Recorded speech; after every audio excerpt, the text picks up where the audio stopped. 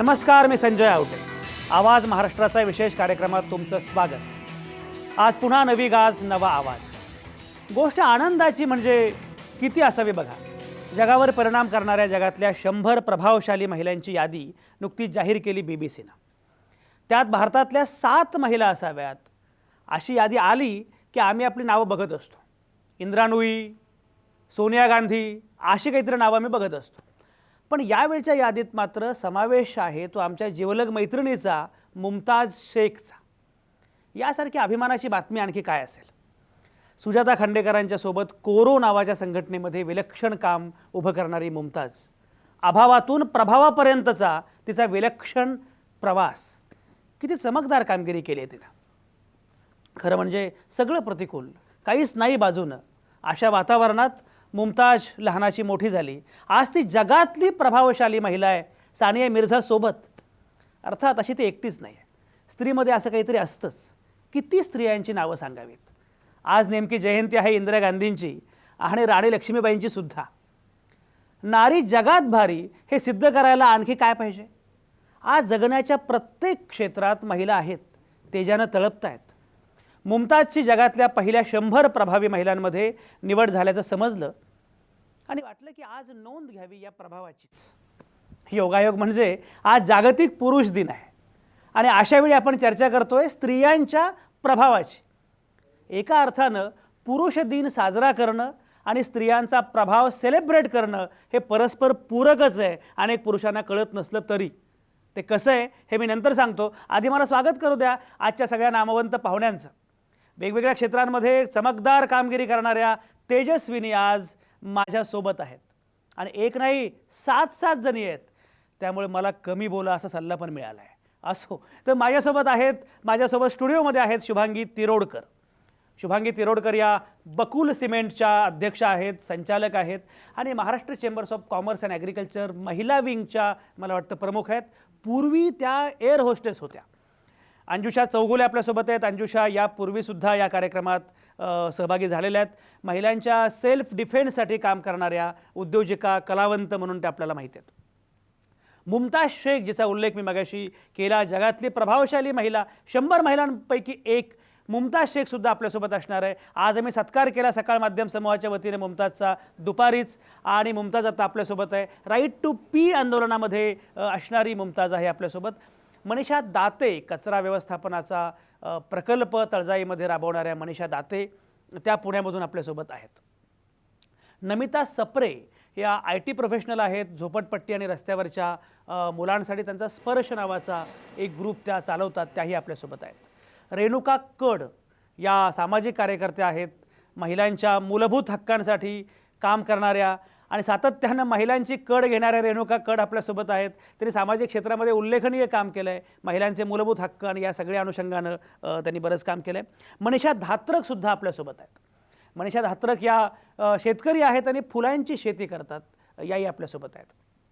अशा 7 वेगवेगळ्या क्षेत्रातल्या तेजस्विनी आत्ता आपल्यासोबत आहेत आणि त्या सगळ्यांच्या सोबत आपल्याला गप्पा मारायच्या आहेत. आम्ही नारी जगात भारी. मला शुभांगी तिरोडकरांनी विचारला आजचा विषय काय आहे. आम्ही नारी जगात भारी वगैरे ठीक आहे, पण म्हणजे काय. म्हटलं म्हणजे काय नाही, तुम्ही आहात, तुम्ही भारी आहात आणि हे लोकांनाही माहिती आहे, तुम्हालाही माहिती आहे. फक्त आपल्याला गप्पा मारायच्या आहेत आणि तुमचं जे भारीपण आहे ते पुन्हा एकदा अधोरेखित करायचं. आणि ही चर्चा सुरू करताना अगदी पहिल्यांदा मला शुभांगी तिरोडकरांकडेच जायचं. शुभांगी तिरोडकर एअर होस्टेस होता तुम्ही आणि एअर होस्टेस ते आत्ता एक अतिशय प्रभावी उद्योजक असा जो सगळा प्रवास आहे त्या प्रवासाकडं कसं बघताय. आणि मुख्य म्हणजे बाई म्हणून, महिला म्हणून, स्त्री म्हणून या देशामध्ये खूप अडचणी येतात असं मानलं जातं. कारण तुमच्याकडे तुमच्या क्षमतांच्या पूर्वी स्त्री म्हणून पाहिलं जातं. तुम्ही तर अशा उद्योगामध्ये होता की एअर होस्टेस, जिथं प्रामुख्यानं तुमचं शरीर, तुमचं रूप, तुमचं दिसणं, तुमचं बाई असणं हेच प्राधान्याचं आहे. म्हणजे समजा एखादी लेखिका, विचारवंत पत्रकार म्हणू शकते की मला काही फरक पडत नाही, पण जे क्षेत्रच प्रामुख्यानं स्त्री म्हणून तुमच्याकडे बघणार आहे अशा क्षेत्रात सुरुवात केली. कसं बघताय, काय काय वाटतं. मी एअर होस्टेस झाले त्याच्या अगोदर BSc ग्रॅज्युएट होते. अच्छा. नंतर लंडनला 1 वर्षभर नोकरी केली आणि एअर होस्टेस झाले. 2 वर्ष झाल्यानंतर तेव्हा त्या काळी नोकरी लग्नाच्या दिवशी तुम्हाला सोडावे लागायची. लग्न होऊन नवी मुंबईत आले. दिलीप तिरोडकरांबरोबर लग्न झालं, नवी मुंबईत आले. तेव्हा इथे व्यवसाय म्हणजे I was at the right time and the right place. Navi Mumbai नुकतीच वाढत होती आणि सिमेंटचा व्यवसायात आम्ही शिरलो. सिमेंटमध्ये त्या काळी बायका ह्या नव्हत्याच. मी जेव्हा टेबलावरती बसायचं तर 2-3 दिवस सतत माणूस यायचा, अरे बाई बसली आहे टेबलावरती म्हणून परत निघून जायचा किंवा म्हणायचा की सर आहेत का, साहेब आहेत का. पण नंतर आज गेले 30-35 वर्षानंतर मी अभिमानाने सांगू शकते की तिरोडकर मॅडम आहेत ना, तर आम्हाला नक्की सिमेंटचा आमची जी ऑर्डर असेल ती पुरी होईल. आणि ह्याच्याकरता तुम्हाला कुटुंबाची साथ लागते. तुम्ही जसं म्हणाला की इंदिरा गांधींची आज जयंती आहे किंवा राणी लक्ष्मीबाई जयंती आहेत, तुम्ही त्या कशाला, आपल्याकडे इंदिरा गांधी किंवा गोल्डा मायर, शेख हसीना ह्या महिलांनी त्या काळी किती प्रभावीपणे त्यांनी म्हणजे आपलं देशाचं सर्वोच्च स्थान म्हणतात ते त्यांनी कमवलं. आणखीन ते एक स्त्री म्हणून त्या कुठे कमी पडला नाही. तर आपण स्त्री म्हणून का कमी पडायचं. आणि स्त्री कधी आपण कुठल्याही स्त्रीने म्हणू नये की मी स्त्री आहे म्हणून माझ्यावरती अन्याय होतो किंवा हा विचार जर काढला तर स्त्रिया ह्या जातीवंत म्हणजे जात्यातच त्या खूप चांगल्या रीतीने काम करू शकतात. आणखीन त्या काम करतील. अतिशय महत्त्वाचा मुद्दा आहे की ही क्षमता असतेच बाईमध्ये, स्त्रीमध्ये ही क्षमता असतेच आणि वेगवेगळ्या निमित्ताने ते सिद्ध होते. फारच महत्त्वाचा मुद्दा आहे. अंजुषा, मला सांगा की आता स्त्रियांच्या क्षमतांविषयी आपण सातत्यानं बोलत असतो की स्त्री म्हणून काही अंगभूत क्षमता असतात, स्त्रियांमध्ये काही वेगळेपण असतं आणि या सगळ्या क्षमतांच्या तुम्ही जेव्हा अनेक गोष्टी करत असता तेव्हा स्त्रीमध्ये असणाऱ्या या सगळ्या क्षमता, या सगळ्या वेगळ्या गोष्टी यांचा कसा अनुभव येतो, काय काय वाटतं? पहिलेच मला आधी इंटरनॅशनल मेन्स डेना त्यांना विश करायचं आहे आणि त्याचबरोबर मुमताज शेख यांनाही कॉंग्रॅच्युलेट करायचं आहे फॉर हर अचीवमेंट. यायचं महिलांच्या क्वालिटीजवर तर ऑफकोर्स प्रत्येक बाईमध्ये ह्या सगळ्याच क्वालिटीज आहेत आणि आता ते दिवस गेलेले आहेत की जिथे आपण दरवेळेला सपोर्टसाठी, स्ट्रेंथसाठी, फायनान्शियल डिपेंडन्सीसाठी आपण आता बघतोय. आणि मला हे सतत सगळ्यांना नेहमी सांगावं वाटतं की आपल्यामध्ये भरपूर आत्मविश्वास आहे आणि तो आता कुठेतरी आपल्याला स्वतःला मोटिवेट करायला पाहिजे की येस आपल्याला हे पुढे जायचं आहे. आपल्याला प्रत्येक फील्डमध्ये आज we are at par with the men. आणि ॲक्च्युली अशी स्टेज आज आलेली आहे की बिकॉज ऑफ वुमन एम्पॉवरमेंट, मुलींचं गर्ल्स बर्थ आणि एम्प्लॉयमेंटमुळे एक अशी स्टेज येऊन पोचलेली आहे की काही दिवसांनंतर किंवा काही वर्षांनंतर असं सांगितलं जाईल की मुलं बचाव, मुलांना एम्प्लॉयमेंट द्या.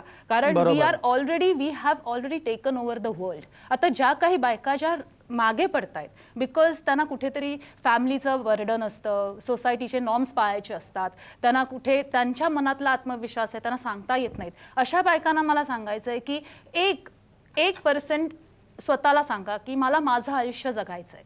आणि जेव्हा तुम्ही हे स्वतःला सांगता त्यावेळेला तो आत्मविश्वास तुमच्यात निर्माण होतो आणि तुम्ही ते एक पहिलं पाऊल. बरोबर. हा आत्मविश्वास अंजुषा अतिशय महत्त्वाचा आहे. आता मनीषा धात्रक आपल्यासोबत आहेत, फुलांची शेती करतात. खरं म्हणजे आपल्याकडे नॉर्मल केसमध्ये असं आहे की सगळ्याच शेती असेल किंवा बाकीचे अनेक उद्योग व्यवसाय असतील ते महिला काम करत असतातच, पण जेव्हा ते मोठ्या स्तरावर जातं तेव्हा मात्र पुरुष काम करतो. आपण स्वयंपाकाचं किंवा आचारी, हॉटेल असे अनेक उदाहरणं दिली जातात. शेतीचं पण असंच आहे की खरं म्हणजे सगळी शेती जी उभी आहे भारतातली, महाराष्ट्रातली, ती महिलांच्या बळावर उभी आहे. पण तरी शेतकरी म्हणून जी ओळख असते ती मात्र प्रामुख्यानं पुरुषांची असते. अशा वेळी फुलांची शेती करावी. बरं, मनीषा धात्रकांना खरं म्हणजे बाकीचे अनेक पर्याय उपलब्ध होते, तरी शेती करावी, फुलांची शेती करावी असा पर्याय त्यांनी निवडला आणि आत्ता ते उत्तम शेतकरी, उत्तम शेती करतायत. मनीषा धात्रक, असं हटके क्षेत्र निवडावं असं कसं काय वाटलं एकदम? कसं असताना आपण जेव्हा एज्युकेशन घेतो तर फक्त एज्युकेशन घेऊन त्या एज्युकेशनच्या मागेच लागायचं असं नसतं. तर एज्युकेशन घेतल्यानंतर प्रॅक्टिकली आपण विचार करायला हवा की आपण जे काम करू त्याच्यामध्ये मला फायदा काय, माझ्या गावाला फायदा काय, सोशली फायदा काय, आणि ह्या पद्धतीने मी माझं काम सुरू केलं. तर फुलांचं प्लस टोमॅटोचं असं 2 व्हेजिटेबल्स मी तयार केले. टोमॅटोची शेती करता करता मला असं वाटलं की आपण टोमॅटोचा प्रकल्प टाकावा आणि मग त्याच्यावर मी टोमॅटोची इंडस्ट्री टाकली, टोमॅटोची पेस्ट बनवते.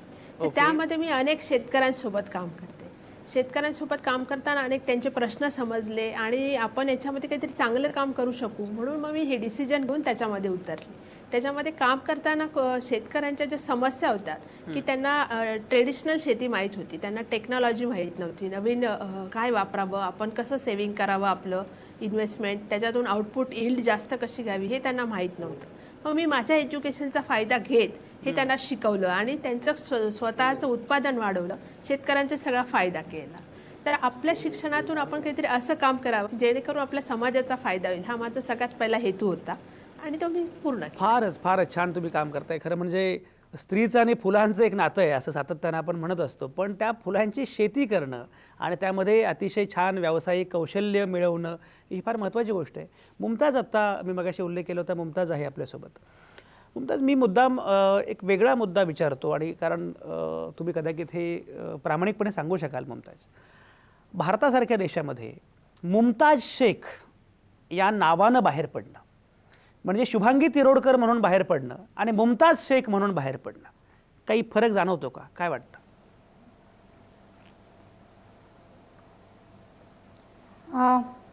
माझा जो काही गेल्या 15-16 वर्षाचा अनुभव आहे आणि मला सतत जाणवत पण राहिले की मुमताज शेख म्हणून ज्यावेळेस लोक बघतात त्यावेळेस भुवया उंचवलेल्या असतात आणि हा अनुभव घेतलेला आहे. आणि त्याचबरोबर पण ज्यावेळेस तुमच्या कामाची ओळख होते, लोक तुम्हाला ओळखतात, त्यावेळेस हा प्रश्न गळून पडतो की ती मुमताज शेख आहे की अजून कोणी आहे. परंतु सुरुवातीला किंवा बऱ्याच वेळा असं होतं की नावावरूनच लोक हिंदी भाषा वापरतात, त्या पद्धतीने बोलण्याचा प्रयत्न करतात किंवा बऱ्याच वेळा असं मनामध्ये वाटतं की मी समोरच्याशी एवढ्या ह्याने बोलते पण हा माणूस अशा पद्धतीने बोलतोय. तर ते कुठं ना कुठं जाणवतं आणि मला वाटतं ते डोक्यात आहे, ते प्रत्येकाच्या डोक्यात आहे आणि त्याचेच अनुभव येतात. फारच महत्त्वाचा मुद्दा. नमिता सप्रे आपल्यासोबत आहेत. नमिता सप्रे या झोपडपट्टी आणि रस्त्यावरच्या मुलांसाठी स्पर्श नावाचा एक गट चालवतात आणि मुख्य म्हणजे IT प्रोफेशनल आहेत. असं म्हटलं जातं की ITतली सगळी मंडळी ही आयव्हरी टॉवरमध्ये राहत असतात, पण ITमध्ये असतानासुद्धा, त्या व्यवसायामध्ये असतानासुद्धा नमिताला असं वाटलं की मला या मुलांशी माझं काहीतरी नातं आहे. असं कसं काय वाटलं नमिता, अचानकपणे या मुलांसाठी काही करावं असं का वाटलं? मी पहिले IT प्रोफेशनमध्ये KPITमध्ये जॉब करत होते. अच्छा. तर 9 ते 6 या वेळामध्ये सगळेच काम करतो. पैसे कमवायचे हे सगळ्याच, सध्या तुम्हाला माहिती आहे की कॉम्पिटिशन एवढी आहे की पैसे ह्याच्या मागे सगळेच धावतात. पण मग मनात विचार आला की आपण समाजाकरता काही करतोय का, आपण फक्त स्वतःचा विचार करतोय ह्याच्यामध्ये. आणि मी चित्रकला ॲज अ हॉबी तेव्हा सुरू केलं होतं. तर म्हणलं की आपली ही जी चित्रकलेची जी आपली हॉबी आहे ती आपण समाजासाठी काहीतरी चांगलं काम करू शकू का यांनी. बरोबर बरोबर बरोबर. तर तेव्हा मला इम्प्रेशन्स जे ललित देशमुख आहेत ते गुरु म्हणून भेटले. अच्छा. त्यांच्याबरोबर फोटोग्राफी टूर्स चालू केल्या मी हॉबी म्हणून. बरोबर बरोबर. आणि असा आमचा तो ग्रुप जमला आणि तेव्हा मग आम्हाला लक्षात आलं की झोपडपट्टीतल्या मुलांच्या शिक्षणाचा जर आपण भार उचलला तर त्यांना आपण शिक्षणासाठी प्रोत्साहित करू. बरोबर बरोबर. आपण नमिता मी तुमच्याकडे मी येतो. माझ्याकडे आता थोडा वेळ कमी ब्रेक घ्यायचा आहे मला. मनीषा दातेंकडे मला जायचं आहे. मनीषा दाते, तुम्ही कचरा व्यवस्थापनाचं काम करता.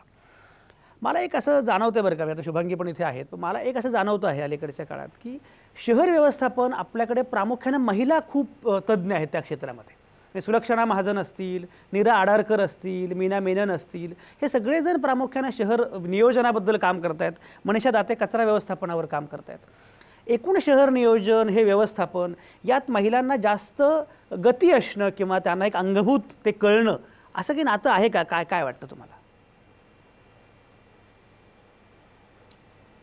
खरं म्हणजे तसं काही नाही, कारण स्वच्छता हा प्रत्येक इंडिव्हिज्युअल माणसाचाच चॉईस असायला पाहिजे आणि प्रायोरिटी असायला पाहिजे. कारण आपण आत्ता जे स्मार्ट सिटी म्हणतो आहोत त्याच्यामध्ये बेसिक स्मार्ट सिटीजन्स तयार झाले पाहिजेत. बरोबर. आणि या स्मार्ट सिटीजनची माझ्यापुरती डेफिनेशन मी अशी केली आहे की you should be systematic and clean. आणि मग त्या क्लीनमध्ये आपोआपच वेस्ट मॅनेजमेंट हे येतच. सो जेवढं इंडिव्हिज्युअल माणूस त्याच्यावर लक्ष देईल तेवढी त्याची कोर स्ट्रेंथ वाढत जाईल आणि हा प्रश्न जास्त चांगल्या प्रकारे सुटू शकेल. अगदी खरं आहे. म्हणजे स्मार्ट सिटी या संदर्भामध्ये महिला पुढं असणं स्वाभाविक आहे, कारण तो स्मार्टनेस महिलांमध्ये बहुधा अगदी अंगभूत आहे आणि त्यामुळे सगळीकडे आपण असं बघतो आहोत की महिला या सगळ्या प्रकल्पांमध्ये आघाडीवर आहेत. रेणुका कड पण आपल्यासोबत आहेत. रेणुका कड, तुम्ही महिलांच्या मूलभूत हक्कांच्या अनुषंगानं काम करता.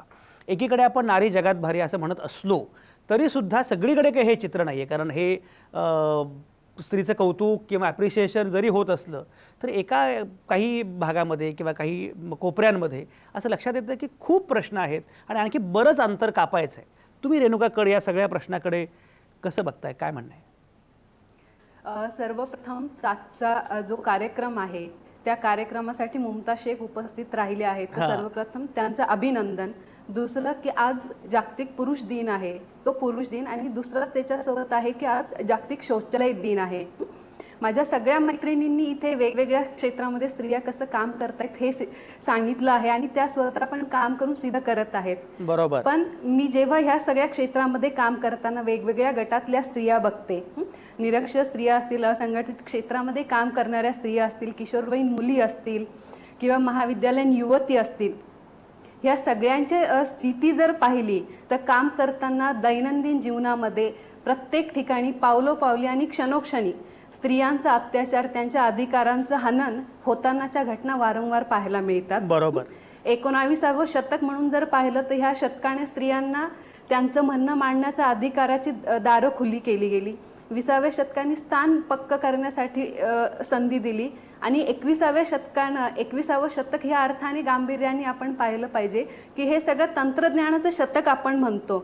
या तंत्रज्ञानाने मानवाने प्रगती केली, पण ह्या प्रगतीचा जर दुसरा भाग आपण पाहिला तर त्याचा सर्वाधिक परिणाम हा स्त्रियांवरती, मुलांवरती आणि मुलींवरती अत्यंत महत्त्वाचा मुद्दा आहे. रेणुका, मी तुमच्याकडे येतो. मला आता ब्रेक घ्यायचा आहे, पण हे सामर्थ्य बाईमध्ये आहे. त्यांनी 3 सेकंदांमध्ये 300 वर्षांचा इतिहास असा झटपट जो काही मांडलेला आहे, 19व्या शतकानं काय केलं, 20व्या शतकानं काय केलं, 21व्या शतकानं काय केलं, खूप छान कालपट त्यांनी अगदी सूत्रबद्ध पद्धतीने मांडला. हा सगळा बदल आहे आणि आपण आत्ता या टप्प्यावर आहोत की आम्ही नारी जगात भारी असा आत्मविश्वास नारींमध्ये असणं, या टप्प्यावर आपण आहोत. या सगळ्या 7ही तेजस्विनींसोबत आपण चर्चा करत राहणार आहोतच.